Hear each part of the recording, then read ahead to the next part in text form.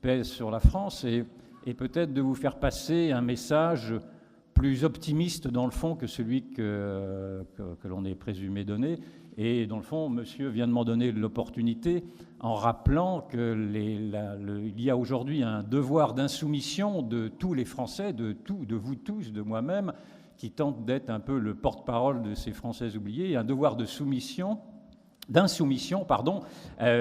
ne pas se soumettre justement à tous ces interdits de pensée. Et je crois beaucoup au réveil de cette société civile, à ce moment d'insurrection civique, populaire même, qui traverse aujourd'hui la France silencieuse. Et je me suis donné comme rôle, dans le fond, en tant que journaliste observateur, d'être un peu, présomptueusement peut-être, le porte-parole de cette France qui n'a pas accès à la parole médiatique ni à la parole télévisuelle, et moi non plus, d'ailleurs difficilement à la parole télévisuelle. Mais en tout cas, je me voue aujourd'hui, bien sûr, à ce combat qui devient un combat politique dans un certain sens, alors même que moi-même ne suis pas un journaliste politique dans la définition qu'on pourrait en donner, c'est-à-dire que pour vous expliquer brièvement d'où je parle, comme on dit dans les amphis, comme on disait dans les amphis, ma formation était une formation de juriste, mais journalistiquement, je me suis toujours intéressé à la vie, à la société. Je suis un journaliste de terrain, un journaliste sociétal, comme l'on dit aujourd'hui. Et j'ai toujours évité de côtoyer, sinon d'une manière civilisée, les hommes politiques, les cabinets, les couloirs ministériels. Et donc je ne connais pas, je ne fréquente pas ni les hommes politiques, je ne suis d'aucune chapelle, d'aucun parti, d'aucun cercle, d'aucune association. Je préserve mon indépendance autant que je peux de journaliste de terrain et de vieux journaliste de terrain. Ça fait maintenant 40 ans que je travaille ainsi. J'ai commencé dans la presse régionale par les chiens écrasés, et voilà. Et je continue un peu ce cheminement en m'attachant aux faits, en m'attachant aux réalités et en observant de plus en plus la souffrance dans le fond de mes compatriotes. Et c'est une souffrance que je partage. Et c'est parce que je partage cette souffrance depuis maintenant bien longtemps que je me mets au service, en effet, autant que la cause me convienne, que je me mets au service de ceux qui pensent qu'en effet, et ils ont raison, nous vivons des moments dramatiques. Ces moments dramatiques, vous les connaissez aussi bien que moi, ils sont liés bien sûr à un effacement progressif de ce que nous sommes, après 40 ans de déconstruction très systématique de ce qui a constitué une nation, un peuple, une mémoire. Ça a été dit tout à l'heure, je ne vais pas y revenir. Une histoire, nous vivons une sorte de grand Alzheimer national. Dans le fond, nous ne savons même plus qui nous sommes. Nous avons honte même maintenant de dire que nos ancêtres étaient des Gaulois. Il y a une sorte de mémoricide, pour reprendre un terme qui était celui de Reynald Secher, s'appliquant au mémoricide des guerres de Vendée qui avaient été gommées par le récit national.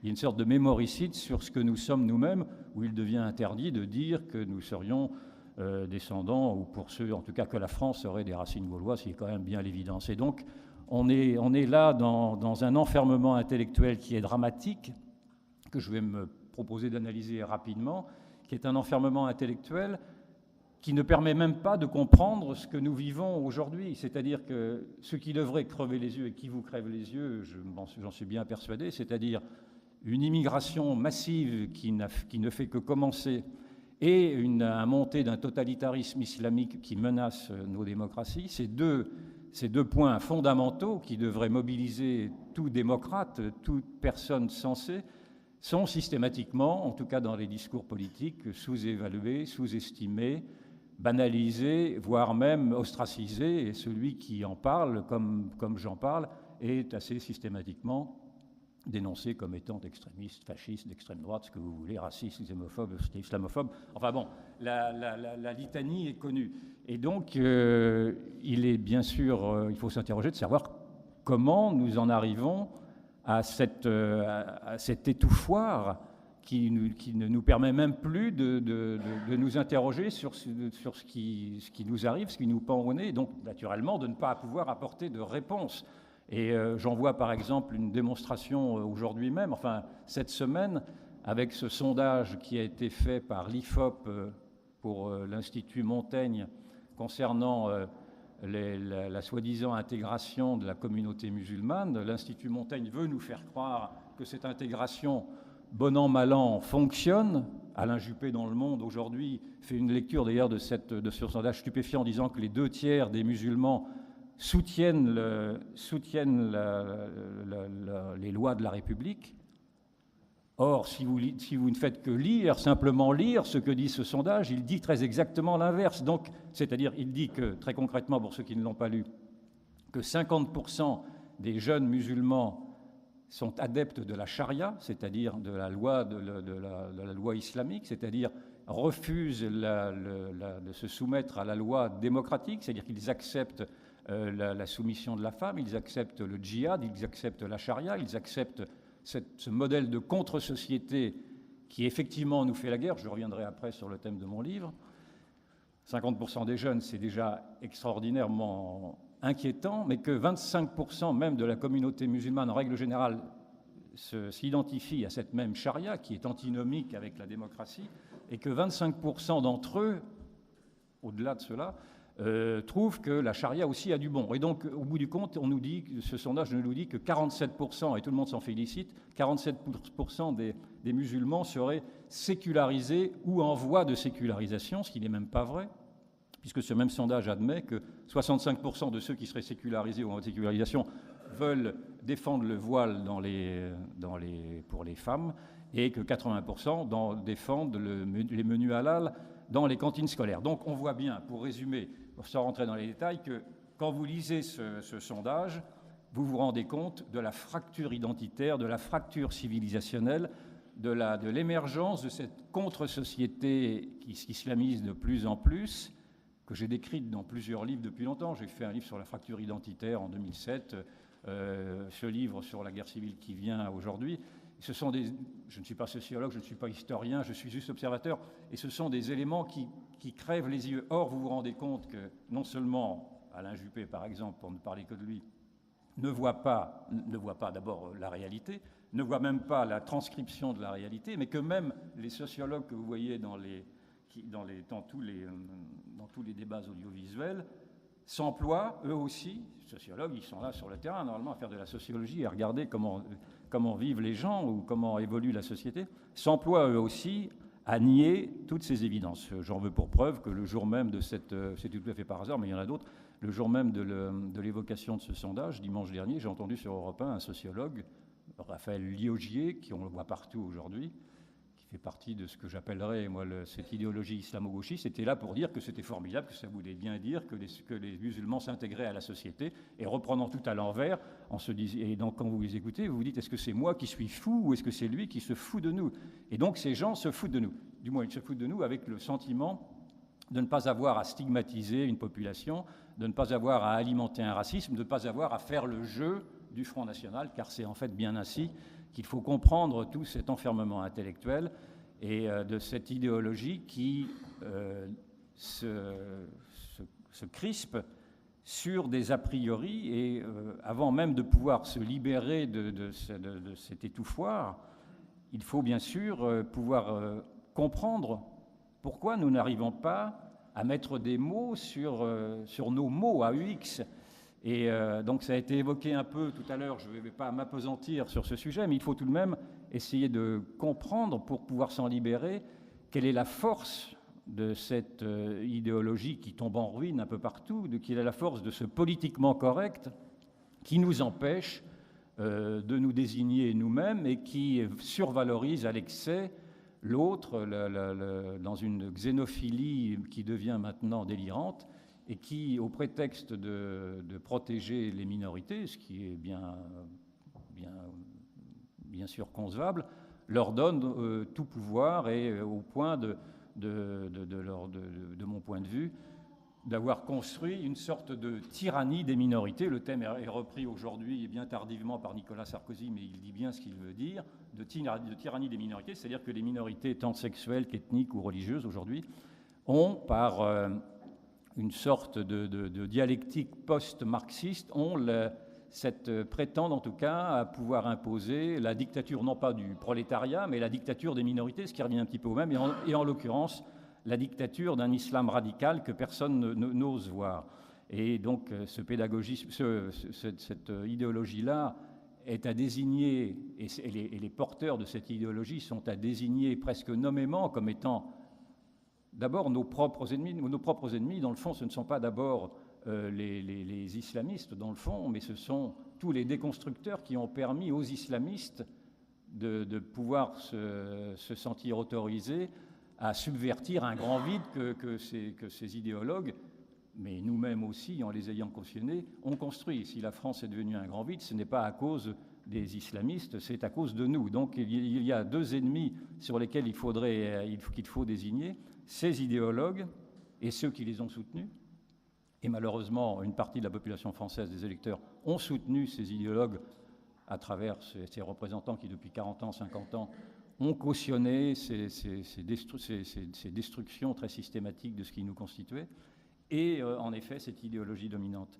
Et donc, je pense que d'avoir comment vous dirais-je, d'avoir à nommer ces gens-là nous aide à ne pas retomber dans tous ces pièges, et notamment le piège qui serait celui de se soumettre encore à cette, je vais vite, à cette idéologie des droits de l'homme qui est instrumentalisée par ces minorités afin de pouvoir nous conquérir. Il y a ce mot fameux qui est prêté à Al-Qaradawi, qui est l'inspirateur des frères musulmans et qui, en 2002, a dit à Rome: « Par vos lois démocratiques, nous vous dominerons, et par nos lois islamiques, nous vous coloniserons. » Et donc, par nos lois démocratiques, nous vous dominerons, c'est-à-dire que, et en effet, tout est fait aujourd'hui pour que, et si vous observez la dialectique de tous ces mouvements radicaux islamistes, ils sont de se prévaloir du vivre ensemble, des droits de l'homme, de la liberté,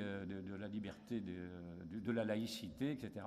C'est-à-dire tous ces principes qui, dans le fond, ont été universalisés par nous-mêmes, mais qui nous empêchent aujourd'hui d'appliquer des discriminations, d'appliquer des refus, d'appliquer des sanctions et même des exigences d'adhésion à ces minorités surprotégées. Donc voilà, nous sommes dans cet enfermement intellectuel-là, et il faut en sortir.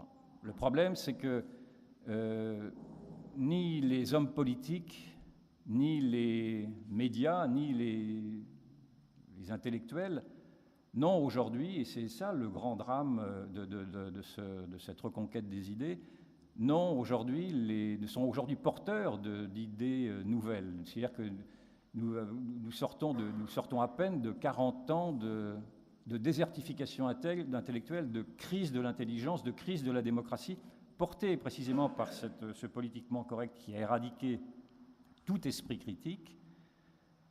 Alors on pourra en faire... Je pense que, outre ces idéologies, je pense que le monde intellectuel lui-même a été très, très bouleversé pour aller à la source de ce qui pourrait être cet arrasement de l'intelligence, a été bouleversé par ce qui avait été mis après-guerre par De Gaulle dans les universités, à savoir ce processus de la cooptation entre universitaires qui permettait aux universitaires de se choisir eux-mêmes et de se promouvoir par des effets de chapelle ou par des effets de conformisme politique. Et cette cooptation a alimenté beaucoup ce filet d'eau tiède qui se voit aujourd'hui au fur et à mesure, surtout dans les sciences sociales, les sociologues et les historiens, qui aujourd'hui répètent à l'envi que tout va bien, que l'intégration fonctionne, qu'il n'y a pas de racisme, qu'il n'y a aucun problème. Et ce discours conformiste est aujourd'hui, et j'en sais quelque chose, répercuté par les médias qui sont très perméables à ces genres à ce monde intellectuel, qui lui aussi, ce monde médiatique, ne veut pas voir par souci de ne pas enfreindre l'antiracisme, les droits de l'homme et les non-discriminations portées par les droits de l'homme, ne veulent pas non plus voir à quel point la société est en passe de dislocation, de rupture et, de mon point de vue, de guerre civile. Et donc, nous sommes à ce point-là, aujourd'hui, brutal, urgent, d'un monde qui s'écroule, d'un monde intellectuel qui n'a pas les réponses parce qu'ils n'ont pas été préparés à cela, ou du moins que les intellectuels, les quelques intellectuels qui ont quelques réponses, c'est-à-dire les Finkielkraut, Le Goff, Jacques Julliard, courent en fait après les faits, mais n'élaborent pas de doctrines, me semble-t-il, qui sont structurées et qui sont enracinées dans une analyse. La révolution de 89 a été précédée par un mouvement intellectuel beaucoup plus profond. Il y avait eu Voltaire, il y avait eu les encyclopédistes, il y avait eu Rousseau, il y avait eu un travail qui a été évoqué, un travail personnel qui a constitué ce qu'a pu être cette révolution. Or, aujourd'hui, nous sommes devant un désert intellectuel, devant une crise de l'intelligence, et nous devons malgré tout, si nous le pouvons, répondre avec les moyens du bord à cette déconstruction qui a été rendue possible donc par notre propre désintérêt à défendre ce que nous sommes. Quand je dis notre propre désintérêt, je parle collectivement, car dans le fond, c'est bien de la France dont il s'agit. Simplement, j'observe, et c'est là où mon message tente d'être plus optimiste, j'observe que la société civile, elle, ne partage pas du tout, d'abord, cette vision d'un monde irénique où tout se passerait bien. Naturellement, vous, moi, observons que l'intégration ne fonctionne pas, que une partie des musulmans ne veulent pas s'intégrer, que l'immigration de masse pose un problème colossal, ne serait-ce que de financement des solidarités. On ne peut pas, un pays qui n'a plus de travail, qui n'a pas de logement, ne peut pas se permettre d'accueillir encore et encore tout ce monde. Et aujourd'hui, mes observations me font dire que le renouveau intellectuel balbutiant, ce renouveau intellectuel, il est ici, il est au cœur de ce que vous êtes. Il est porté par vous-même, il est porté par cette société civile qui s'exprime de plus en plus par l'Internet, par les blogs, par le web, par cette ubérisation de la société. Moi, je tiens un blog, par exemple, sur le site du Figaro qui s'appelle Liberté d'expression depuis maintenant 10 ans. Et j'ai observé depuis 10 ans que les cahiers de doléances, dans le fond, qui ont fait la révolution de 89, ces cahiers de doléances s'écrivent, non pas simplement sur mon blog, bien sûr, mais s'écrivent avec beaucoup d'intelligence, beaucoup d'expertise, par tous ces Français isolés qui n'ont pas la parole, mais qui prennent la parole et qui revendiquent la parole et qui apportent aujourd'hui des échos, des solutions, et qu'il faut entendre. Alors vous me direz naturellement, c'est un sursaut très pragmatique. En effet, on est aujourd'hui, à force de ne pas avoir pu penser ces 40 années de désastre, nous sommes devant une sorte d'improvisation, mais avec une intelligence collective, et c'est en fait là le point essentiel sur lequel je voudrais vous faire comprendre que je suis relativement optimiste, si du moins cette intelligence collective arrive à se fédérer, une intelligence collective qui ne demande qu'à s'exprimer encore davantage, alors peut-être par des partis qui pourraient émerger de cette société civile, comme il y a eu Podemos, Ciudadanos en Espagne, ou les mouvements 5 étoiles en Italie. Pour l'instant, ce n'est pas extraordinaire, ça ne bouleverse pas la vie politique, mais on voit qu'il y a là quand même l'émergence d'une nouvelle force politique, d'un cinquième pouvoir, aussi autant que si la presse est le quatrième pouvoir, cette démocratie d'opinion, dans le fond, qui est en train d'émerger, pourrait être un cinquième pouvoir. Et moi, je porte beaucoup d'espoir, et c'est ma part d'utopie, sur cette démocratie d'opinion que j'entends représenter avec ce que je peux écrire et les idées aujourd'hui que je peux essayer d'agencer, à l'écoute précisément de ce que vous dites, à l'écoute de votre expertise, à l'écoute de votre insurrection, surtout à comprendre le refus que vous avez de vous soumettre aux injonctions de ce politiquement correct qui vous assure que ce que vous voyez n'est pas ce que vous voyez, ce que vous entendez n'est pas ce que vous entendez, ce que vous comprenez n'est pas ce que vous comprenez. Eh bien si, ce que vous voyez est bien ce que vous voyez, ce que vous entendez est bien ce que vous entendez, et ce que vous comprenez est bien ce que vous comprenez. Simplement, aujourd'hui, le défi est de le faire comprendre, de le faire connaître, et moi je vous encourage déjà à profiter de ce formidable forum démocratique qu'est devenu l'Internet, le web, enfin toute cette nouvelle manière qu'offre la technique de contourner d'abord le discours politique lui-même, qui est un discours politique qui est devenu asphyxiant, qui ne reproduit même plus d'idées, mais même plus non plus de personnes. Vous voyez bien que L'année prochaine, on va nous représenter les mêmes hommes qu'il y a 5 ans, et qui étaient eux-mêmes peu différents de ceux qu'il y avait 5 ans encore.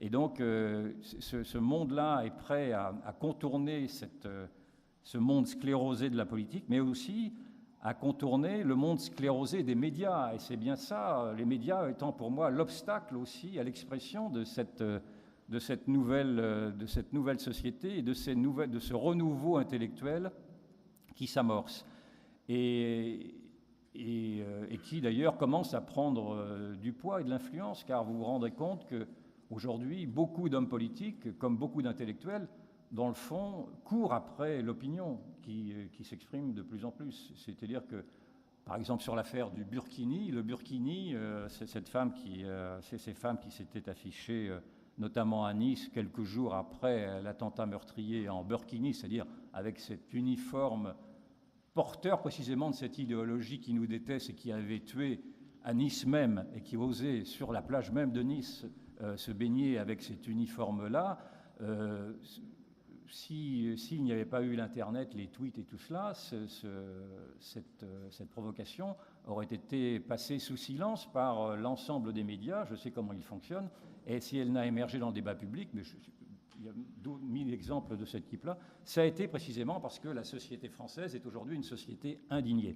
Et moi, je pousse à ce devoir d'indignation, je pousse à ce devoir d'insoumission, je pousse en effet aux initiatives telles que la Manif pour tous, qui montrent qu'aujourd'hui, les gens ne sont pas prêts à se taire, et qu'1 million de personnes peuvent encore descendre dans la rue pour défendre des grands principes, que ce soit la défense de la famille ou ce que j'aimerais encore davantage, la défense même de ce que nous sommes, la défense de la nation, la défense de notre histoire, la défense de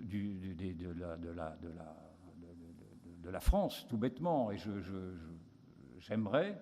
Je ne désespère pas de voir une partie des Français, en effet, ayant conscience des dangers imminents qui guettent cette nation, je ne désespère pas de les voir descendre, pourquoi pas, massivement dans les rues pour faire comprendre à ceux qui les représentent, qui ne les représentent plus d'ailleurs, qu'ils ont aujourd'hui à descendre de leur balcon et à voir comment vivent les gens, comment souffrent les gens, et comment les gens sont désespérés de voir que s'il ne se passe rien, alors, en effet, peut-être en arriveront-ils à prendre les armes, dans le fond. Et c'est là où j'en viens à mon livre, car ce que nous vivons là est d'une violence telle que cela ne se passera pas sans drame si rien n'est fait.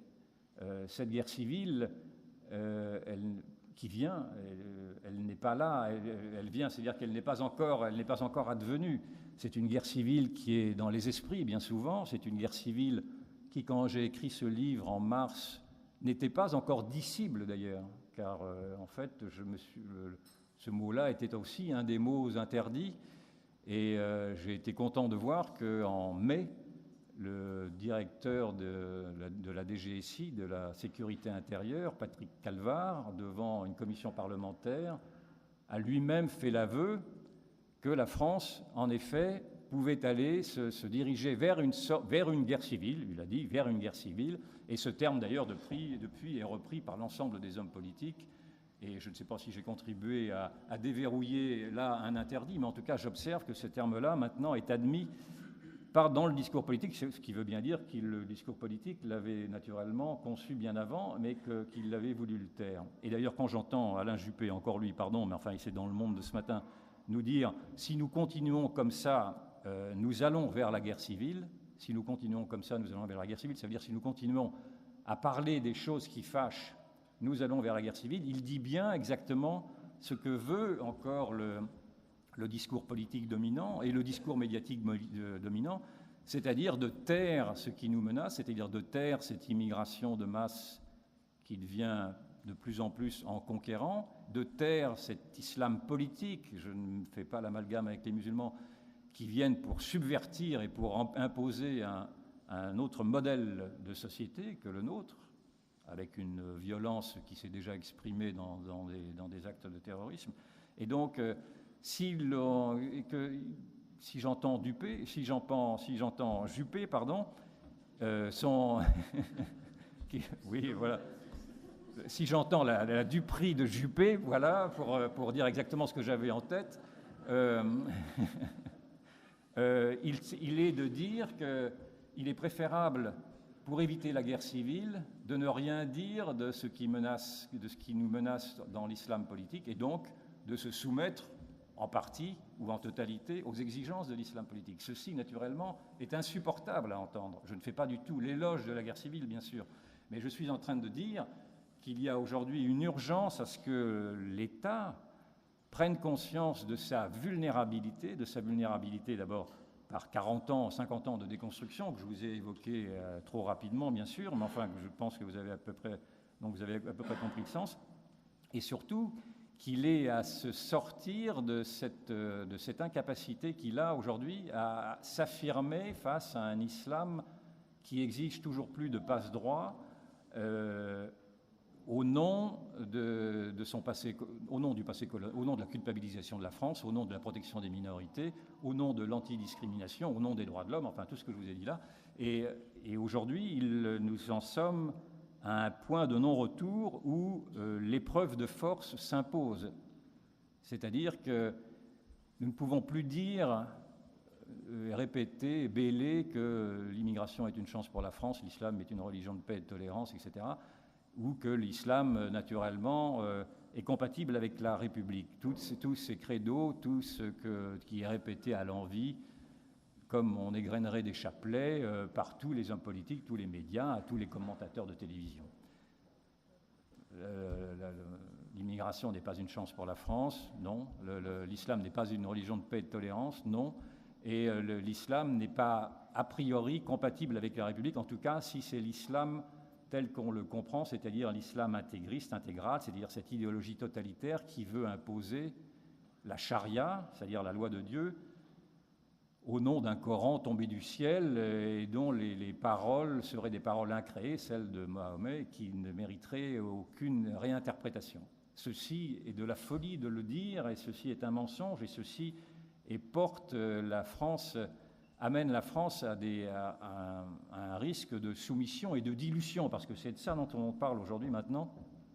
La France est devenue tellement fragile sur ses bases qu'elle doit aujourd'hui d'abord se reconstruire, renaître, et ensuite résister. Et cette résistance, elle appartient à l'État lui-même qui doit aujourd'hui, face à cet islam radical, apporter l'épreuve de force nécessaire, c'est-à-dire qu'il ne doit plus accepter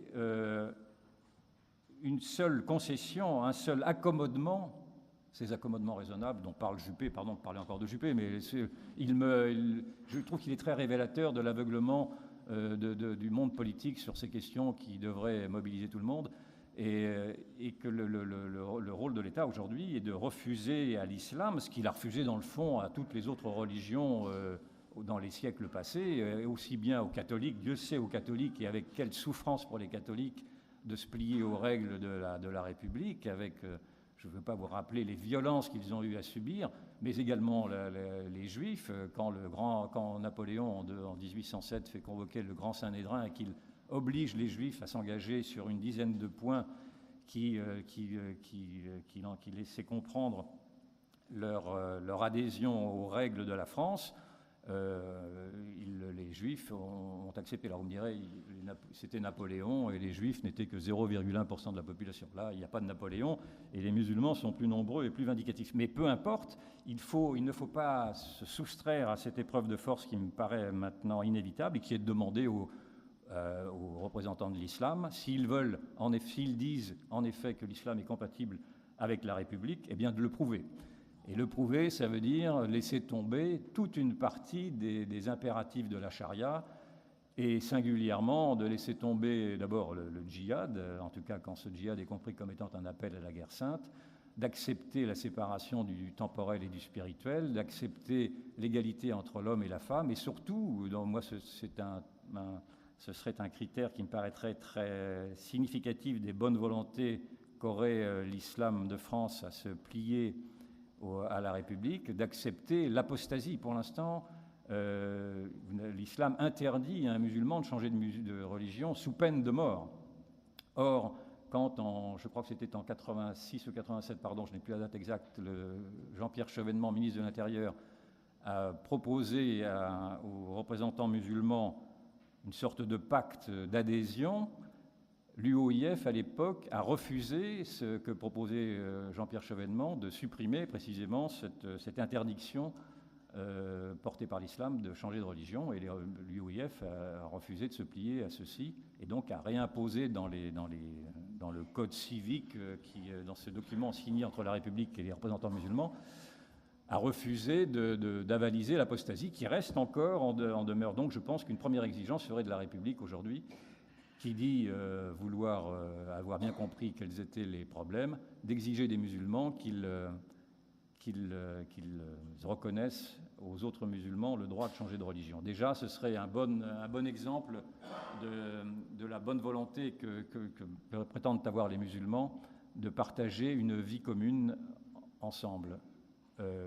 Mon sentiment est que ceci ne se passera pas aussi facilement, et que, connaissant d'abord la haine que porte une partie de la société musulmane à ce que nous sommes, je l'ai décrit avec ce sondage, mais je l'ai décrit d'une manière plus approfondie dans mon livre, avec je ne vais pas évoquer maintenant, mais avec des documents que j'ai pris un peu partout, et notamment d'ailleurs, il y a aussi un rapport qui a été fait par Malek Bouti en juin de l'année dernière, Malek Bouti, fondateur de SOS Racisme, qui naturellement ne fait pas beaucoup d'autocritique sur la propre responsabilité de SOS Racisme dans le développement de ce communautarisme et de ce multiculturalisme, mais qui en tout cas reconnaît aujourd'hui qu'il y a au cœur de cette société musulmane une jeunesse en rupture de masse, et lui-même parle d'ailleurs de guerre en pointillé. Donc ce que je décris n'est pas du tout un fantasme, mais il est décrit par des gens de gauche, et également d'ailleurs par André Jorin, qui est le député maire de Vénissieux communiste, qui dit la même chose. Et donc voilà, il faut bien comprendre aujourd'hui que je doute que cet islam soi-disant pacifique accepte de bonne grâce les exigences de cette République, qui est dans le fond une République qui est encore très avachie, somnolente, somnambule presque, et qui ne demandera pas, je ne me fais pas beaucoup d'illusions, qui ne demandera pas à cet islam les éléments de sa soumission. Et c'est là où vous encore, vous avez, me semble-t-il, un rôle à jouer, et vous avez même un rôle considérable à jouer, car dans le fond, outre le fait que vous avez à alimenter, c'était ce que je vous avais dit précédemment, que vous avez à alimenter ce débat intellectuel qui s'est appauvri au point de ne plus sortir une seule idée neuve, et c'est à vous de le faire aujourd'hui, mais vous avez surtout, et c'est une mission encore plus essentielle et naturellement formidablement intéressante à poursuivre, c'est que vous avez à vous opposer, vous, puisque personne ne le fait, à ce totalitarisme qui vient. Car c'est bien là, comme observateur, le drame que j'observe avec effarement, c'est que nous ne voyons pas, je ne vois aucun démocrate sonner l'alarme sur ce totalitarisme islamique qui s'installe, qui impose ses règles et qui commence à nous intimider, notamment à travers les concepts d'antiracisme, d'islamophobie ou quoi d'autre. Et j'observe, dans le fond, que se retrouve aujourd'hui... Alors, on nous parle beaucoup de retour aux années 30. Oui, il y a un retour aux années 30, en effet, mais pas de la manière dont on nous le présente. C'est-à-dire que je vois à nouveau que ceux qui, dans les années 30, ces socialistes et ces communistes des années 30 qui, par pacifisme et par antiracisme, ont voulu pactiser avec Hitler, pactiser avec le totalitarisme nazi, au point d'aller alimenter ensuite la collaboration avec Vichy. Il y a un livre de Simon Epstein qui a décrit ça d'une manière fulgurante, où qui remarque que toute la collaboration était très majoritairement alimentée par les gens de gauche des années 30. Eh bien, ce même phénomène se reproduit aujourd'hui, où par pacifisme et par antiracisme, vous vous rendez compte que ces mêmes belles âmes, ces droits de lobbyistes, comme on les appelle aujourd'hui, sont en train d'apporter leur collaboration à ce totalitarisme islamique qui vient et qui, normalement, devrait mettre en alerte tous les démocrates. Or, il y a ce même aveuglement à nouveau que l'on a connu face au maoïsme, face au nazisme, face au communisme, qui envahit la classe intellectuelle pour une partie. Il y a des exceptions dont je vous ai parlé. Finkielkraut en est un exemple majeur, mais qui envahit cette classe politique et cette classe médiatique. Donc, mon message, si prétentieusement j'avais un message à vous faire passer, en tout cas mon invitation, est de vous faire entendre là aussi sur ce formidable combat qui est, outre d'avoir à reconstruire tout ce qui a été déconstruit par ceux qui nous ont représentés, d'avoir à alerter sur ce totalitarisme qui vient et donc d'avoir à défendre dans le fond tout simplement la démocratie. Je trouve insupportable ce procès qui est fait aujourd'hui de dire que ce n'est pas naturellement l'ennemi aujourd'hui, l'ennemi principal serait le populisme, c'est ce qu'on entend dans tous les discours, le populisme ou le Front National ou ce qui pourrait aller avec le Front National. Le populisme, c'est exactement l'expression de ce peuple qui aujourd'hui se sent floué et qui entend reprendre son destin en main par tous les moyens, par les moyens légaux, mais peut-être aussi par les moyens de la rue, s'il faut en arriver aux moyens de la rue.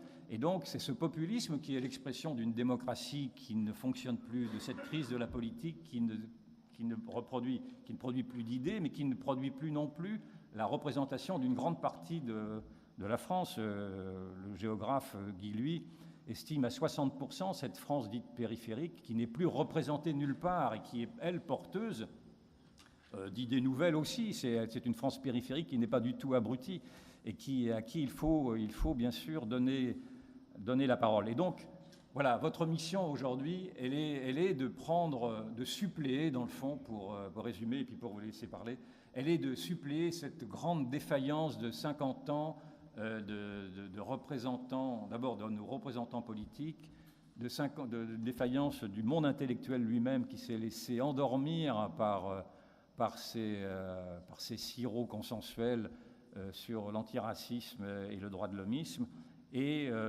d'avoir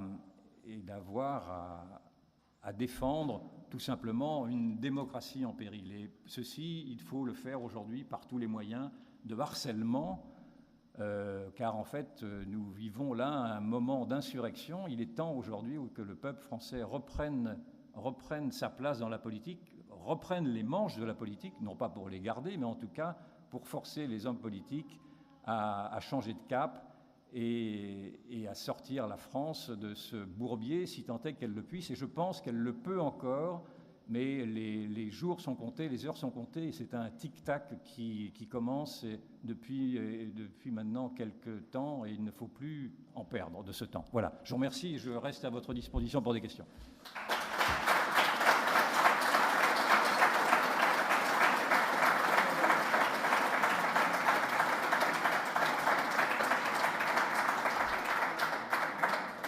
Merci monsieur. Nous avons un gros quart d'heure de questions. Un petit détail technique pour des questions d'enregistrement. Je vous demandais de faire votre question à haute voix et je la répéterai au micro de manière à ce que tout le monde puisse l'entendre. On a un quart d'heure de questions. Si quelqu'un veut lever la main. Xavier. Merci monsieur pour cette conférence. J'ai une question qui concerne l'intégration, puisque vous avez pointé l'intégration en panne dans notre pays. Je pense que beaucoup ici sont d'accord pour le constater. Ne parlons même pas de l'assimilation qui a disparu depuis longtemps. Cela étant, est-ce qu'il n'est pas aujourd'hui trop tard pour encore prôner ce modèle d'intégration et d'assimilation, eu égard au grand nombre d'étrangers qui sont présents sur notre sol? Et sur deuxième point, la guerre civile qui vient, ici beaucoup ont milité et continuent de militer pour l'éviter. Et depuis des années, justement, dénoncer cette communautarisation de la France qui poussera à la guerre civile. Donc beaucoup ici continuent d'agir politiquement pour essayer d'éviter cette guerre civile, mais n'est-on pas arrivé à un point de non-retour inévitable qui fait que la communautarisation aujourd'hui s'impose à nous, et plutôt que de prôner une politique d'intégration et d'assimilation illusoire eu égard au grand nombre de populations étrangères. Est-ce qu'il ne vaudrait pas mieux justement se reconcentrer et prôner une communautarisation, encore une fois, qui s'impose à nous pour mieux nous défendre le jour où malheureusement la guerre civile viendra? C'est tout un débat. Je comprends parfaitement votre logique qui serait naturellement d'accepter d'une manière irréversible cette fracture identitaire. Moi, ce n'est pas tout à fait ma position parce que je crois que le nombre parle encore pour nous. C'est-à-dire que les Français européens sont encore majoritaires dans leur pays. Ce sondage IFOP estimait à 5 millions le nombre de musulmans en France, qui me paraît sous-évalué, on est d'accord. Mais disons même 10 millions, et avec des perspectives démographiques naturellement plus importantes. Mais malgré tout, cela reste une minorité. Vous auriez raison si, enfin de mon point de vue, mais je comprends parfaitement votre raisonnement, si ce nombre était plus important. Moi, je pense qu'il est encore possible, alors, de freiner en tout cas ce multiculturalisme qui s'est installé depuis 30 ans seulement. Ce n'est que depuis 30 ans dans un pays qui a 1500 ans d'âge. Ce n'est que 30 ans d'erreur, 30 ans, 40 ans, peut-être 50 ans si vous voulez. Mais enfin, le multiculturalisme, il est là depuis à peu près 30 ans. Cautionné par l'Union européenne, d'ailleurs, on oublie de le dire, dans une convention de 2004, si mes souvenirs sont exacts. Donc, déjà, on pourrait ne serait-ce que faire cette analyse de dire que ce n'est plus le nationalisme qui est porteur de guerre, ce qu'avait dit Mitterrand, vous vous souvenez, mais que c'est bien le multiculturalisme qui est porteur de guerre aujourd'hui. Et donc, refuser politiquement de développer à nouveau ce type de société pour revenir, et moi c'est pour l'instant ma position, pour revenir à un objectif d'assimilation inatteignable, mais un objectif d'assimilation et en tout cas un objectif d'intégration, c'est-à-dire que obliger la République à exiger de ceux qui la rejoignent ce qui se faisait naturellement jusqu'alors, c'est-à-dire des processus d'assimilation violents, parce que c'est violent une assimilation, on oublie son histoire, on oublie parfois même jusqu'à sa religion ou son prénom, on ne demande pas tant que ça aujourd'hui, mais d'exiger en tout cas ces procédures d'adhésion au prix d'un cahier des charges presque, mais alors cela veut dire de supprimer, cela veut dire plusieurs choses, cela veut dire d'abord de supprimer le droit du sol, ça veut dire d'installer un droit, un ius voluntatis, qui était d'ailleurs un droit qui avait été reconnu à un moment donné par les révolutionnaires de 89, de dire un droit de la volonté, le droit romain de la volonté, le ius voluntatis, qui disait on adhère à la nation par un mouvement volontaire d'adhésion aux règles, ce qui me paraîtrait quand même la moindre des choses. Je ne comprends pas ce débat qu'il y a autour d'un refus de supprimer le droit du sol. On nous dit que c'est l'essence de la nation, ce n'est pas vrai. C'est le droit du sol, il a été institué à la fin du 19e siècle pour avoir des jeunes qui venaient alimenter les rangs des soldats afin de faire des guerres.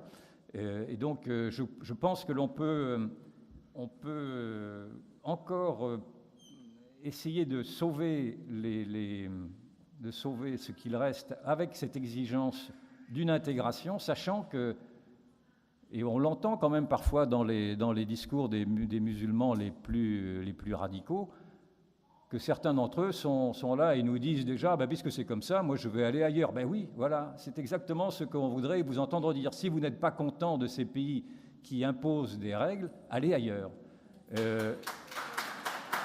Mais je ne dis pas ça d'une manière agressive, je dis ça d'une manière logique. Et d'ailleurs, en fait, c'est même le maire de Rotterdam, qui est un Marocain d'origine, qui, après les événements de Charlie Hebdo, s'adressait à une partie de sa communauté musulmane qui protestait contre Charlie Hebdo et qui leur avait dit écoutez, si vous n'êtes pas content, foutez le camp. Voilà, foutez le camp si vous n'êtes pas content. Ça peut être ce message-là qui pourrait être porté par une République suffisamment ferme pour dire maintenant ça suffit, il n'y aura pas d'accommodement raisonnable, vous allez appliquer les règles qui ont été imposées à tous ceux qui sont venus avant vous, il y en a eu beaucoup plus que vous n'avez pas prétention, parce que vous êtes là depuis 30 ans, à effacer le tableau de l'histoire de France et à faire commencer l'histoire de France par votre propre présence, ce qui est le cas, parce que dans le fond, aujourd'hui, c'est ça, c'est toute la question du roman national ou de l'interdiction de se dire gaulois, c'est de se dire que nous sommes tous maintenant enfants d'immigrés. D'ailleurs, j'ai vu que Madame Autain a dit le Français de souche aujourd'hui est un musulman noir. Voilà, on en est là. Donc, revenir à nos fondamentaux, dans le fond, ne plus avoir honte d'abord de dire ce que nous sommes, ne plus avoir honte du roman national, ne plus avoir honte, ne serait-ce que de se dire français de souche, si on est français de souche. Je n'aime pas beaucoup cette expression, mais enfin, elle dit aussi quelque chose. Tout le monde, on est obligé de se dire français issu de la diversité, mais on n'a pas le droit de se dire français de souche. Si, non, mais c'est français de souche n'est pas un gros mot. Moi, je suis français de souche. Il y en a beaucoup ici, ou peut-être pas. Peu importe, on s'en fiche, mais en tout cas, de ne plus avoir honte de dire ce que nous sommes et de porter dans le fond, à travers ce sursaut existentiel, de porter les remèdes qui puissent freiner cette dissolution enclenchée. Et en effet, vous avez raison, ça pourrait être, peut-être est-ce maintenant trop tard, je ne le pense pas, mais il faut revoir aussi, à travers le droit du sol, il faut revoir aussi les phénomènes de regroupement familial, qu'il faut stopper également, bien entendu, qu'il faut stopper aussi cette immigration de peuplement, il faut la stopper tout de suite, bien sûr, sinon, vous avez raison, il y a 200 000, 300 000 personnes qui arrivent chaque année, donc il faut stopper le regroupement familial, stopper cette immigration, revoir aussi d'ailleurs les procédures du droit d'asile politique, parce qu'on nous ment en nous disant que, je suis bien d'accord pour dire que la France se glorifie, s'honorifie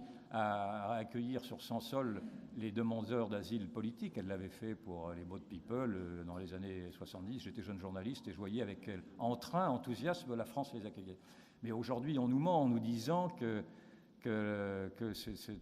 tous ceux qui arrivent sont des réfugiés politiques. En fait, et d'ailleurs, quelqu'un m'en a fait l'aveu dans un débat télévisé, personne ne peut plus faire la différence aujourd'hui entre un réfugié politique et un réfugié économique. Ils sont tous mêlés. Parce que les réfugiés politiques sont d'abord des réfugiés économiques, et on a vu que des réfugiés politiques qui s'étaient installés en Allemagne repartaient passer leurs vacances malgré tout chez eux pour revenir ensuite prendre les subventions allemandes. Donc là aussi, il y a à revoir ce qu'est aujourd'hui très exactement cette histoire de réfugiés. De mon point de vue, il ne faut plus aujourd'hui, sauf les vrais réfugiés politiques, si on arrive à les délimiter, il faut les accueillir bien sûr, mais pas dans cet excès qu'a connu l'Allemagne, 1 million de réfugiés soi-disant politiques qui ne sont pas politiques, dont on a vu d'ailleurs ce qu'ils contenaient dans leur rang, avec ces violeurs de femmes à col, ces terroristes qui sont venus jusqu'à Paris, parce que voilà, enfin, vous connaissez tout ça, je ne vais pas vous refaire un bilan. Mais donc voilà, pour répondre à votre question, je pense que vous avez peut-être raison, j'entends naturellement cet argument, mais je le crois déraisonnable dans la mesure où là, ce serait vraiment un grand retour en arrière vers une France féodale, une France de communauté, une France de tribus et une France irrémédiablement éclatée. Moi, je pense que la France peut encore garder son rôle de pays exemplaire dans la cohabitation des peuples, enfin la cohabitation des individus, avec cette grande difficulté de faire admettre aux musulmans qu'ils ont de se désislamiser pour partie, dans le fond, parce que ce qu'on demande aux musulmans s'ils veulent rester en France, c'est quand même d'oublier la moitié du Coran, quoi. Voilà, c'est un peu ça. Mais certains le font. Il y a quand même une partie des musulmans qui se sont intégrés et assimilés. Et donc, moi, je mets en garde, et je m'étais fait siffler d'ailleurs à Béziers pour ça, parce que j'avais accepté l'invitation de Ménard, je mets en garde contre cette facilité qui serait de désigner un bouc émissaire en désignant tous les musulmans comme étant des terroristes. Je ne suis pas politiquement correct pour autant, mais ce serait une sottise de le dire, parce que d'abord, il y a beaucoup de musulmans qui peuvent aider précisément à la prise de conscience de leur co-religionnaires, de la gravité qu'il y a à suivre cette idéologie totalitaire qu'ils ont tendance à suivre pour les plus jeunes d'entre eux. Donc je crois qu'il y a au contraire, il faut faire alliance avec tous ces quelques musulmans, ils ne sont pas beaucoup musulmans, il y en a beaucoup plus que ce que vous pensez. Lida Guirous, par exemple, et tout ça, qui sont des gens qui portent un message républicain et qui sont là pour alerter eux-mêmes la communauté musulmane sur les dérives qui les portent. Donc voilà, je pense qu'il y a d'abord un message, avant d'arriver à votre solution, qui sera peut-être celle-ci dans 20 ans, je pense qu'il y a encore aujourd'hui une urgence à limiter la casse et à essayer de reconstruire, si tant est que ce soit encore possible, en tout cas d'arrêter cette lente désintégration. Et donc je ne renonce pas, pour être encore plus clair, je ne renonce pas à l'assimilation et à l'intégration. Alors, je vais prendre 2 questions en même temps, comme ça sera plus simple, puisqu'on aura 10 minutes. Jacques Pertec, et puis on a des jeunes qui viennent de Marseille, on peut les saluer, parce qu'ils ont fait du chemin. Oui, merci. On a appris il y a bien longtemps que la guerre, c'est la continuation de la politique par d'autres moyens. Je ne sais pas encore ce que vous voulez dire, je dirais qui m'intéresse. Il y a ce risque sans doute d'affrontement, on va dire. Et puis, mais est-ce qu'il n'y a pas un autre risque, et tout simplement, qui nous prend notre propre piège, qui est le droit du vote musulman dans les élections. On a toute une série de signes. Alors, il y a le discours de Juppé, vous avez fait allusion, l'identité heureuse, c'est le discours de l'imbécile heureux. On a du côté du gouvernement des discours tout à fait contradictoires. Un point que vous avez parlé du droit du sol, je ne vais pas y revenir. Il faudra en discuter parce que les choses sont plus compliquées que ça. On a du droit du sol et du droit du sol. Oui. Question de dosage. Oui. Mais il y a la question des naturalisations. Oui. Le Parti socialiste avait demandé le droit de vote aux élections locales Ouais. et européennes pour les ressortissants non européens. Ouais. On dit parfois c'est une promesse non tenue, mais ils l'ont tenue d'une autre manière, c'est en naturalisant à tour de bras. Il y a Oui. quelques années encore, c'était très difficile, c'était un parcours du combattant pour obtenir la nationalité française. Aujourd'hui, c'est extrêmement facile. Ils se sont fait donc une masse électorale tout à fait importante, en même temps qu'ils ont donné un signal à cette communauté qu'ils sont favorables. En ce qui concerne ce qui vient de se passer, on nous dit, mais ça n'a rien à voir avec l'islam, ça n'a rien à voir avec les religions. Mais ça se termine par une redevance halal que l'Institut Montaigne lui-même Oui, absolument. Ça a un gros intérêt d'ailleurs parce que c'est faire payer la redevance halal par tout le monde à l'insu de son plein gré, comme on dit, puisque finalement on va tous manger halal à la volée si c'est pas le genre de cas. Et même du côté du Front National, je vois cette tendance à faire appel aux votes musulmans. L'importance qui est donnée à de dire il ne faut pas stigmatiser, nous sommes tous français comme si tout le monde était français. En France, il y a beaucoup d'étrangers de toute façon, tout le monde n'est pas français. Ou quand on entend Philippot qui dit qu'il met sur le même plan tous les signes religieux. J'ai pas l'impression que la kippa, qui est d'ailleurs un attribut masculin et non pas féminin, ou que la croix que l'on porte pour certains d'entre nous autour du monde, et que le voile intégral ou même le voile semi-intégral, ça soit la même chose que demander ce point du vote musulman. Oui. On va prendre une deuxième question en même temps, ça vous embête pas, comme ça vous pourrez Oui. répondre global. Luc ou Anna, comme vous voulez. Je partage votre diagnostic en entier. Mais en fait, lorsqu'on dit l'Institut Montaigne sur l'islam en France, en fait, il est effrayant. Il est effrayant. Pour qu'il y ait assimilation et pour que ce que vous nous avez dit, la dernière question que vous posez, c'est-à-dire qu'on peut encore essayer de faire quelque chose. Pour qu'il y ait une assimilation, il faut qu'il y ait notre volonté, la volonté des Français, mais aussi une adhésion du peuple qui vient coloniser, qui lui veut adhérer aux valeurs de la France, et à tout ça. Donc c'est comme dans une relation d'amitié ou d'amour, il faut être deux pour aimer. Et je vous assure que ces gens-là ne nous aiment pas. Ils ne veulent pas être français, et en tout cas ne veulent pas adopter nos codes, notre histoire, et ne veulent pas transmettre à leurs enfants notre histoire et nos codes, nos vies, nos valeurs, tout simplement de France. Donc je pense que dire que l'assimilation est encore possible, c'est encore être naïf. Je ne sais pas ce que vous en pensez, si vous pouvez me répondre à ça, mais je pense que...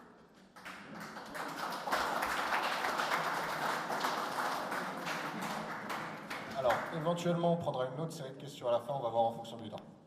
Bon, alors sur le poids du vote musulman, pour l'instant, formellement, il n'existe pas. Il ne rentre pas dans les radars. C'est-à-dire qu'il n'y a pas de parti musulman. Vous en avez un, mais qui représente effectivement un électorat infinitésimal. Je ne dis pas du tout que cela n'adviendra pas un jour. Mais ce qui est mais en revanche, ce qui est très vrai, c'est que la gauche, le Parti socialiste, a théorisé le vote musulman et que d'ailleurs François Hollande s'est fait élire avec 86% de l'électorat musulman, c'est-à-dire à peu près les voix qui ont fait la différence entre lui et Nicolas Sarkozy. Je pense qu'on peut dire que François Hollande s'est fait élire par le vote musulman et que ce vote musulman a été théorisé par la gauche, par le Parti socialiste, à travers cette fameuse étude Terra Nova de 2011, je crois, qui suggérait à la gauche,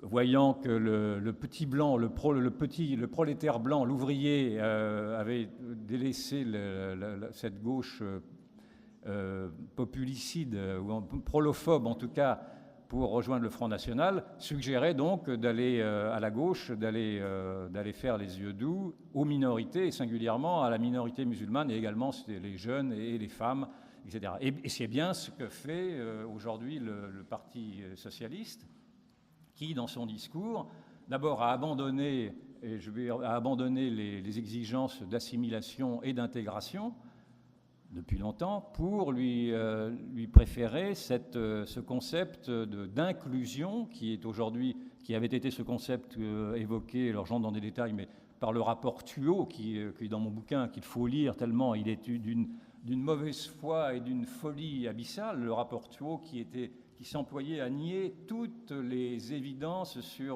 d'abord sur la réalité musulmane, sur la réalité du communautarisme, sur la réalité de l'islam radical, etc.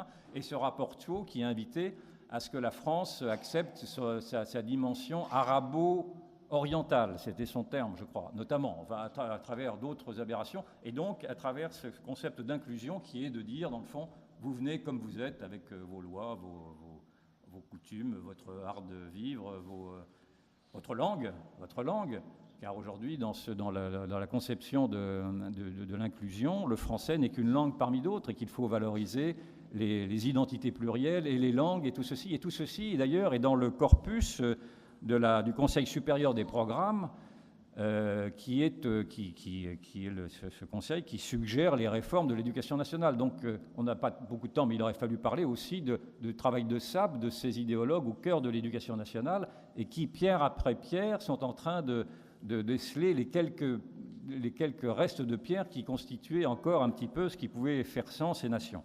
Et donc, en effet, il y a là à dénoncer ce clientélisme qui va encore alimenter la campagne présidentielle et qui peut faire gagner, et une parenthèse, et qui peut faire gagner encore d'ailleurs François Hollande, car je suis de ceux qui pensent que François Hollande a encore ses chances, aussi curieux et aussi aberrant que cela puisse paraître, mais on voit bien que François Hollande d'abord ne réserve toutes ses critiques à la droite et à l'extrême droite et n'en fait aucune, bien sûr, à ce communautarisme musulman dont il espère malgré tout retrouver les voies, même si cet électorat musulman a été un peu échaudé par les questions du mariage homosexuel. C'est un électorat assez conservateur dans le fond, mais qu'en plus, là c'est une incidence, mais je voudrais en parler aussi parce que c'est aussi un des sens de ma mobilisation.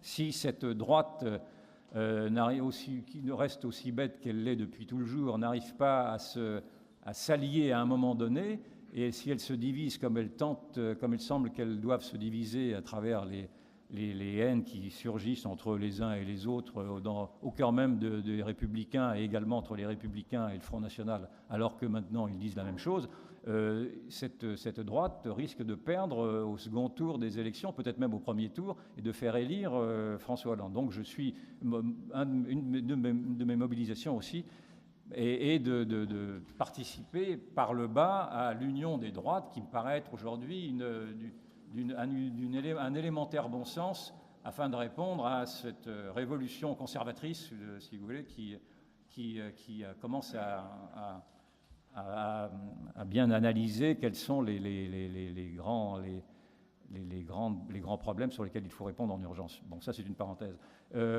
Donc ce vote musulman est naturellement très attirant pour les partis clientélistes qui n'ont d'autre programme que de se faire réélire, et la gauche en est là. Maintenant, pour revenir à votre question, madame, sur l'assimilation et sur cette manière dont, cette façon idyllique que l'on aurait à croire que les musulmans pourraient s'assimiler, bien sûr, vous avez raison, je ne suis pas du tout dans l'angélisme de dire que les musulmans peuvent s'assimiler. Certains musulmans se sont assimilés.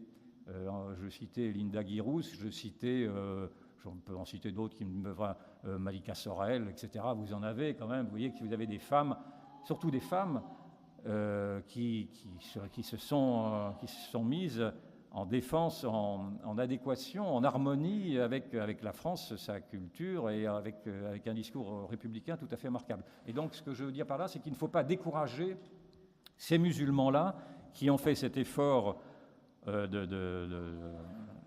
s'intégrer, d'adhérer aux valeurs, de ne pas les décourager de cet effort en les rejetant dans un camp qui serait un camp inassimilable ou de refus d'intégration, alors qu'ils le font. Donc mon discours est de dire qu'il faut être très ferme avec tous ces musulmans qui entendraient vouloir imposer leur code sans contrepartie.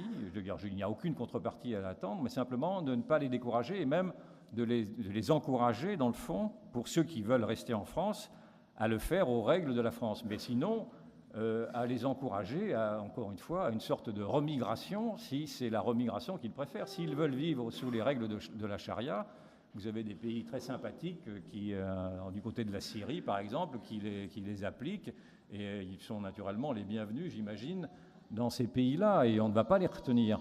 Mais encore une fois, au risque peut-être dans votre vision de paraître un peu trop mou sur ce sujet, je pense que ce serait une erreur. Les tensions sont tellement vives et la guerre civile cette perspective de guerre civile est tellement vive que ce serait rajouter de l'huile sur le feu que de dire et d'alimenter le fait, ce que j'entends, que décidément c'est l'ensemble des musulmans qui poserait problème. Moi, je ne veux pas tenir ce propos-là, d'abord parce qu'il ne me paraît pas répondre à toutes les réalités. Il y a une partie des communautés musulmanes, disons 20%, une petite minorité, mais ce sont aussi les minorités qui peuvent changer les mentalités, qui se sont intégrées, voire assimilées. Et il ne faudrait pas les désolidariser, les faire par un effet les faire se solidariser plutôt d'une autre communauté qui pourrait être suspectée, et parfois à juste titre.